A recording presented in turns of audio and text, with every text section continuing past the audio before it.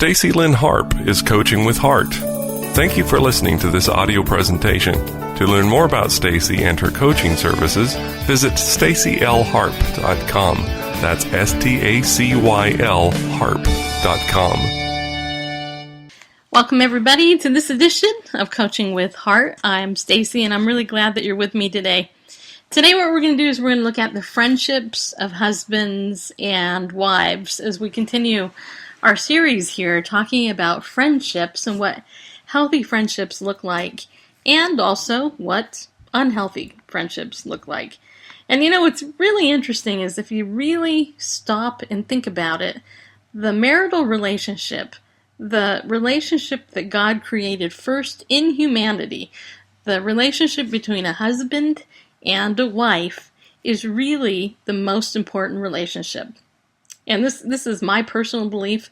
The reason why is because if you have a healthy, solid relationship between a husband and a wife, then that relationship is going to carry out, hopefully, into the relationships with children and with, eventually, as the children grow older, the parental relationship with that child as they get older and older. You know, I don't think it's a mistake that God created marriage and He did it in a garden, in the Garden of Eden. He created marriage as one man and one woman, and that man was Adam, the woman is Eve. And then later in the book of Ephesians, he tells us that that marital relationship is a representation of Christ in the church. I think the reason why marriages are so under attack and disparaged today here in the 21st century is because I think the devil, Satan, that spiritual being who hates God and hates everything that represents God, I think Satan has done everything that he can to destroy the foundation of the family, which is your marital relationship.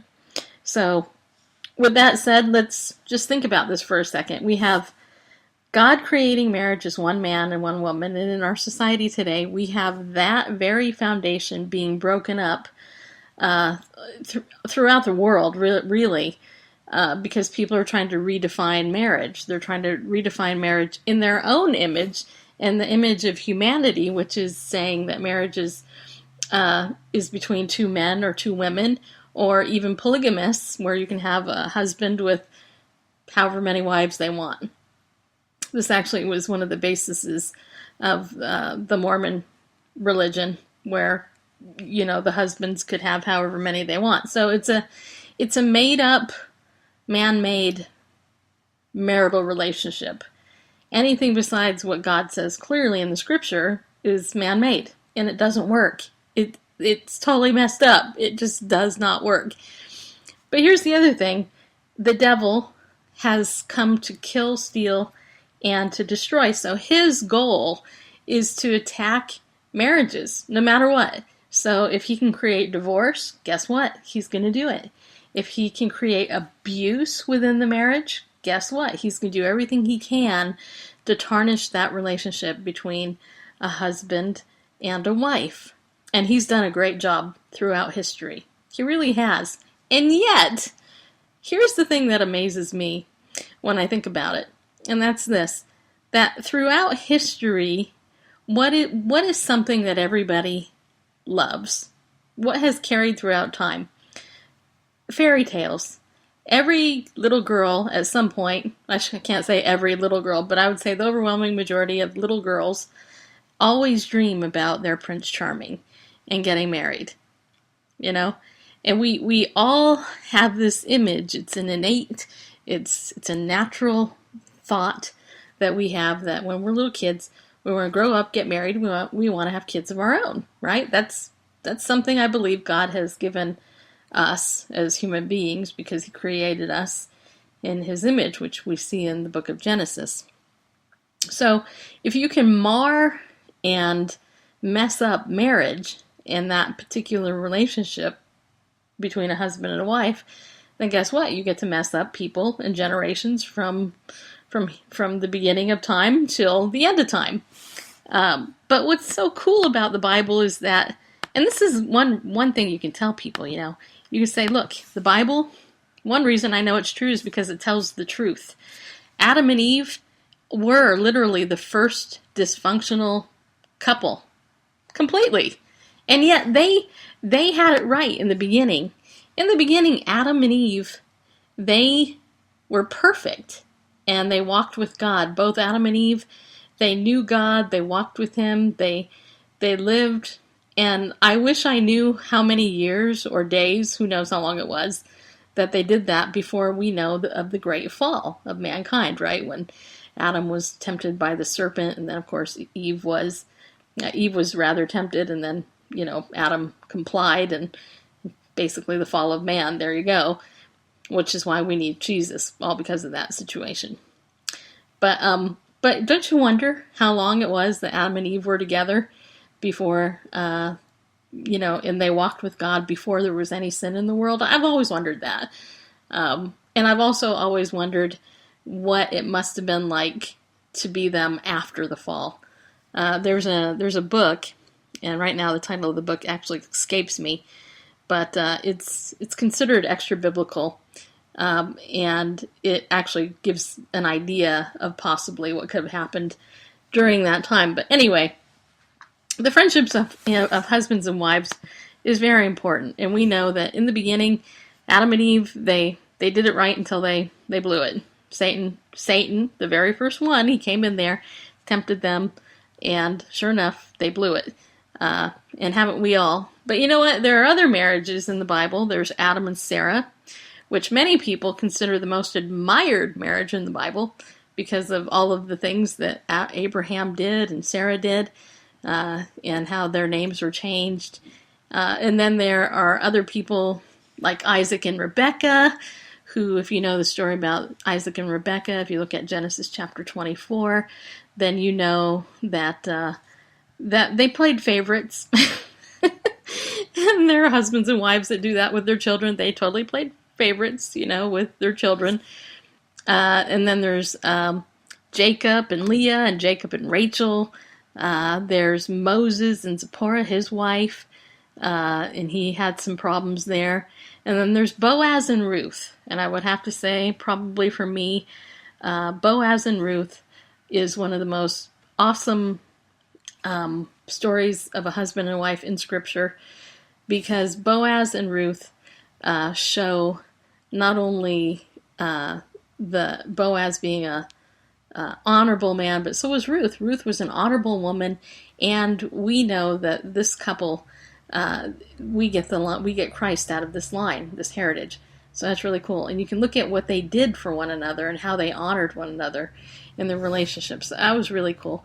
And then we see also another famous marriage, which would be Mary and Joseph. Maybe you forgot about that one. That's kind of obvious, right? So Mary and Joseph, and then of course we see some marriages like Lot and his wife, and Job and his wife. Interesting. Lot and Job had wives that were both critical of God and didn't really fear God or respect Him much. And notice how they're both named and his wife. Actually, we don't have a name for either Lot's wife or Job's wife, which I kind of find rather interesting. But anyway, so this doesn't end up being an hour long. Let me just tell you, a husband and wife friendship. It's when you have a healthy relationship between a husband and wife, that actually carries down to the rest of the family. So basically, hopefully, this is what I found in my own life, is that a good solid foundation for a marital relationship is always friendship. And my husband and I, we've been married almost 21 years, knew each other 2 years before we got married. And so I've known him close to 25 years, actually, which is kind of amazing to think about. And our relationship was always based on friendship first. And then we got married. We had some difficult things that we had to overcome, but we always had the friendship with one another, plus the relationship that we had with Christ, where He was at the center of that relationship. We love each other unconditionally And we've never threatened one another with abandonment or leaving one another. There's always been the net, that safe net underneath us, which has been, look, we're not going to threaten one another with divorce. We're not going to abuse one another. We're going to try to work through the relationship. And when times were difficult for us in the beginning of our marriage, because neither one of us had a healthy marriage that we could model after, we went to therapy and we got help. And we learned a lot during those times in therapy. But it took time. It took a lot of time, actually. And I would have to say honestly that I think my husband and I have probably invested more time in working on our marriage because of going to therapy than probably most couples I know. We spent probably a good 7 or 8 years in therapy until our marriage counselor actually told us to get lost. And she booted us out because she's like, I need other couples who actually really need my help now. You guys are doing fine. And the truth is we did fine after the first couple of years. It's just that we really liked our therapist and she helped us out, and it was really just a good thing. But we really have one of the things that we both treasure is the fact that we have a mutual respect for one another. My husband has strengths that I don't have. And I have strengths that he doesn't have. And if you guys listen to us on our other radio show, you can kind of hear that. Also, one thing that we learned is that a husband and wife team, it's kind of like us against the world, if you will. If there's a threat coming against our family, then we are going to hold hands and make sure that we're going to face it together. Today, I would say one of the most prominent Christian couples that we know of today that has been in the news recently is Kay and Rick Warren. Rick Warren is the pastor of Saddleback Church in California, and Kay and Rick Warren recently, their son committed suicide, and they have been out of the public spotlight for about 4 months. And recently they came back to church and shared together as a team, as a husband and wife, what they were going through. That is a stellar, to me, that is a stellar example of a healthy marital relationship. It's a strong, solid relationship. And we see that, fortunately, with a number of pastors today and their wives, which is a very good thing. Really fast, I just want to say, one of the things that undermines a husband and wife relationship is when there is disrespect, and I would say mainly when the husbands or the wives speak ill of the other person in public. There is a time to disagree in marriage. That's not going to be something that, every marriage there's disagreement. Okay? But what you don't do in a relationship with your husband and wife is you don't air your dirty laundry, so to speak, in front of everybody. Sometimes wives have a tendency to badmouth their husband or say bad, negative things about him to other people. And that's just undermining a man that you chose to marry, a man that asked you for your hand, a man who provides for you, a man who loves you, a man who gave you your last name. I'm talking traditionally here. And so when the expectations of that wife isn't met, often that wife gets bitter and she undermines him. And actually, you could see that in the relationship with Job in particular. Job's wife, I've been reading Job lately, so that's why I'm using this as an example. But Job's wife tried to undermine Job, tried to get him to curse God, really. That's not a good, healthy relationship. She was in a lot of pain. I get that. I empathize with her. But she didn't build him up. And that's what a wife is supposed to do. Just like a husband, his goal, his role is to love his wife as Christ loved the church and laid down his life for her. So the husband, he is supposed to build up his wife as well and to mutually respect her, to speak well of her in front of other people. I have to tell you, I have one friend, a couple I had the privilege of counseling many years ago when I was in therapy, and I love this couple in particular. I love how they compliment one another publicly. They have no problem with public displays of affection. And whether they're complimenting them, their wife or husband on Facebook, or if you're in their presence at a party, the husband will just talk about how hot his wife is, and the wife will talk about how hot he is. And I mean, they're just awesome. It's a wonderful relationship example of a husband and wife who work through really difficult stuff, but they still build one another up and talk about how much they love one another and they admire each other in that regard. So the thing is, there's a scripture in Mark, the Gospel of Mark, chapter 3, verse 25, which says, "If a house is divided against itself, that house cannot stand." And that really applies to the marital relationship. If a husband and a wife are against themselves, it can't stand. There you go, you get divorced. What does that do? That destroys the rest of your family. I grew up with a mother who had been married 3 times. My husband grew up with a mother who had been married 3 times. His father's been married twice. My father's now on his 4th marriage. I would have to say, though, just to let you know, my dad has been widowed. And so his 3rd wife actually died. So the 4th wife is his current wife. And so we didn't have modeled for us that one unit family, neither one of my husband and I. And so it's really a blessing to know that we have Christ in our life and that the Lord has blessed our marriage and allowed us to hopefully remain together and stand together and be a witness to the world of what Christ and His church is. So the friendships of husbands and wives, I would encourage you, look around at your friends, especially your married friends, and look at those friendships and see what it is that they do. And if you get an opportunity, talk to them and say, what is it that, how do you do it? What did you learn? How long you been married? How'd you meet? How do you make this relationship work? And I would encourage you, if you're a single person, do that as well, because when you look at people who are successful in something, they can teach you something about what to look for in your spouse. And if you've been somebody who has been married and divorced, then, look at what it was that contributed to that and get some help and try to figure out how you can resolve that if you get married again. Don't ever think for a second that the friendships of husbands and wives doesn't matter. Our whole society mocks marriage today. It really, really does.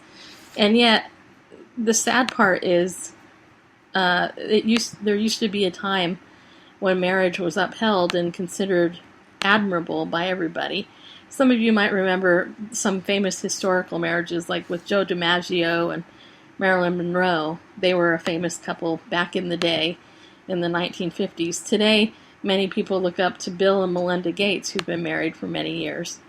Then we have other famous marriages, like Martin Luther King and his wife Coretta Scott King, before he was shot down. We have famous couples like Joanne Woodward and Paul Newman. It was his second wife, but still people look at them. And there's just so many more. Remember John F. Kennedy and Jacqueline Bouvier Kennedy.